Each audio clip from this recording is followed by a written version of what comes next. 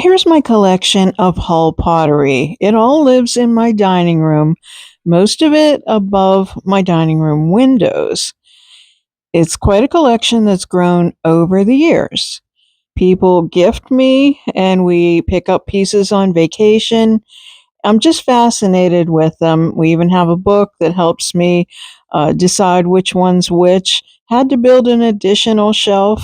I love this collection, and the rest of it is on top of my corner cupboard in the dining room.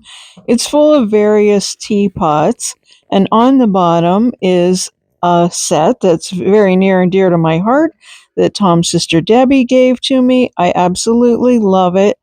And I also have a lot of affection for the china closet itself. My dear friend Eric gave it to me. It's in need of a paint job, and I've always wanted to paint one kind of like a Hull pottery piece.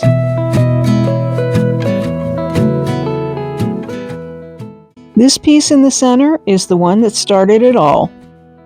It was up on a shelf in a black and white photo I saw as a child of my grandfather holding my sister. I always loved it, and I told my mother how much I loved it, and she gave it to me. I had previously painted the inside of this cupboard and put some transfers that are on there that are floral and I think are really pretty, and I think they'll complement the piece. My focus is going to be pretty much on the bottom. That's where I'll do my design. Using these two pieces for color and design inspiration, I get started making some molds. I am casting the tulips mold. Even though I have no Hull pieces that have tulips on them, that's okay. This is the closest in scale, and this is my interpretation anyway. So I am using part A and part B of Amazing Casting Resin and just mixing everything up. And the first time I don't mix enough for all the pieces that I want, so I end up doing that twice.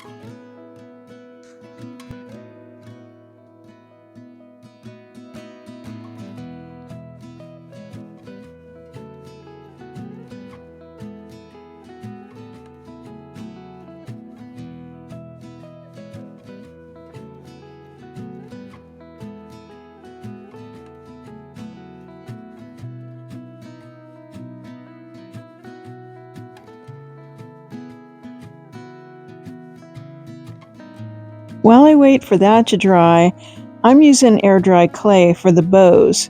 I'm using this bow mold, and I think I want it to be really flexible. I'm not exactly sure how I want it to go, so I think if I use the clay, that's going to give me a lot more flexibility.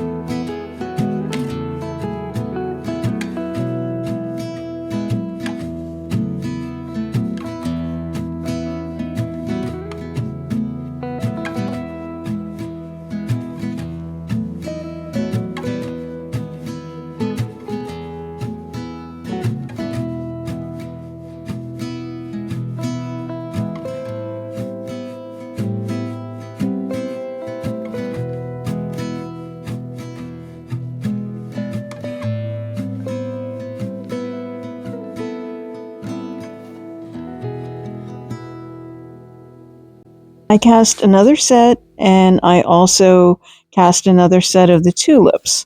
While I'm waiting for those to set up, I remove the hardware and clean the piece.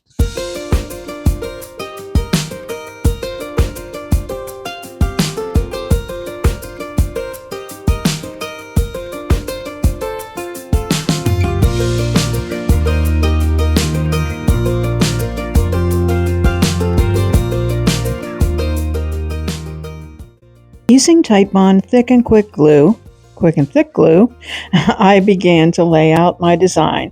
Now I sort of had it laid out a little bit when I had picked up my castings and just kind of played around with them a little bit. So I'm not completely making my design up on the fly, but I sort of am. So did you see my intricate measuring system there? I just kind of used my fingers and just kind of went across. So hopefully it's close enough. So I'm just layering the tulips and the leaves and, having fun, having it slide off and all that stuff. And my glue was coming out in clumps and I had to use my fingers, and it was just a lot for a few minutes, but I knew it was going to work out all right. And I used the bows at the bottom that I had cast from the air dry clay. I'm going to let it all dry, have some lunch, and come back and give it some paint.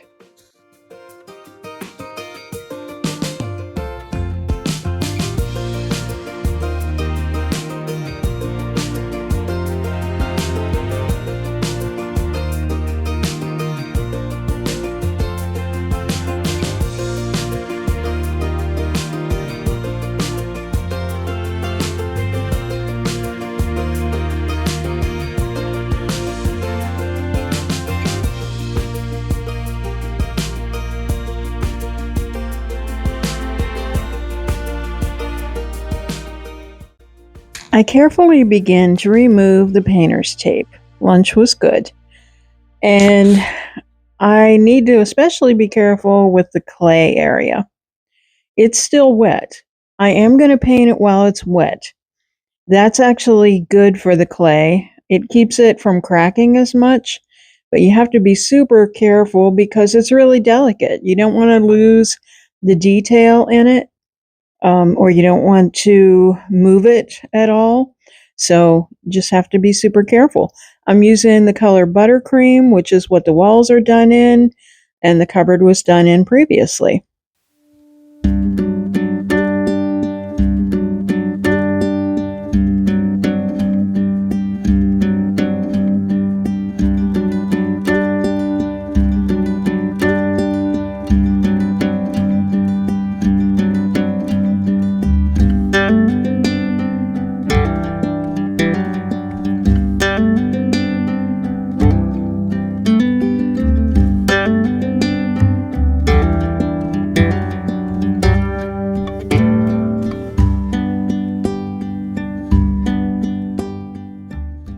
I actually really, really love this a lot in the white, but I'm going to stick to my plan.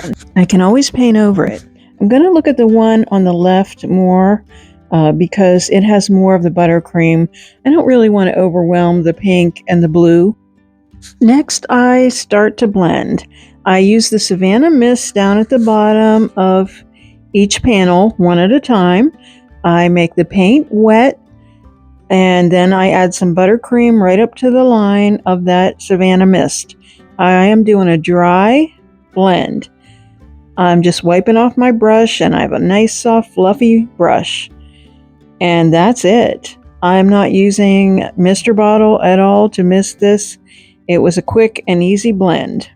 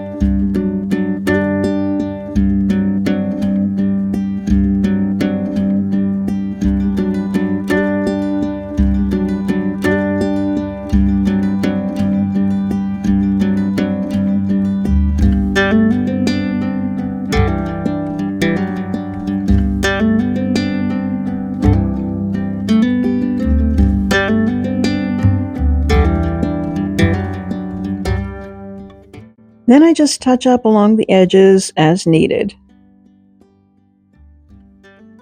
Next, I repeat the same process, and I am using tea rose.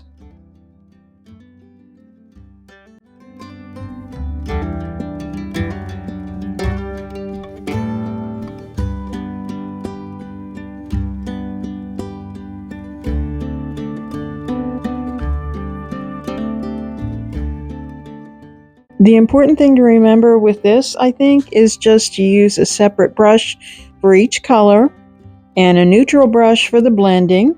Make sure it's nice and soft and use a light touch. I even like it like this, but it's not quite done yet. Next, I use watercolors to color in those flowers as they are on the vases. I enjoy doing it. They run a little bit. I touch it up. And in the end, I'm looking at it and I'm thinking I want something a little bit softer. So I'm thinking on that while the paint dries. I ended up watering down a little bit of the buttercream and essentially doing a dry brush with it ever so lightly over the colors. And I feel like that toned it down just a little bit. And then you'll think I'm a little crazy because I do want to give it that satin finish that I so love in all the pottery. So naturally I want to use satin clear coat, but it is a water-based sealer. So I feel like I need to seal that watercolor so it doesn't run. So here it is a little bit more faded with the whitewash. I actually use hairspray because I didn't want to spray a sealer in the house. Here comes that satin clear coat all over the front.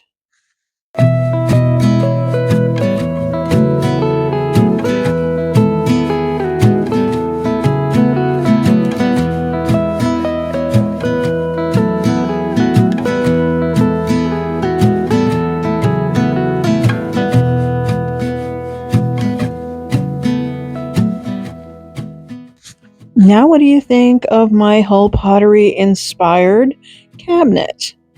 I'm happy I went the extra measure and did the color. I do really like it, and if I ever get tired of it, I can change it. And if you ever see one of these in the wild, do me a favor and send me a line if it isn't too many millions. Thank you so much for watching today. I hope you enjoyed this. And I hope you subscribe to my channel. Also, head over to Tuesday Talk and subscribe there. And also, me and my Flippin' Bunch go live every Wednesday, so subscribe over there too. If you like this video, give it a like, share it with your friends, give it a hype, and stay well.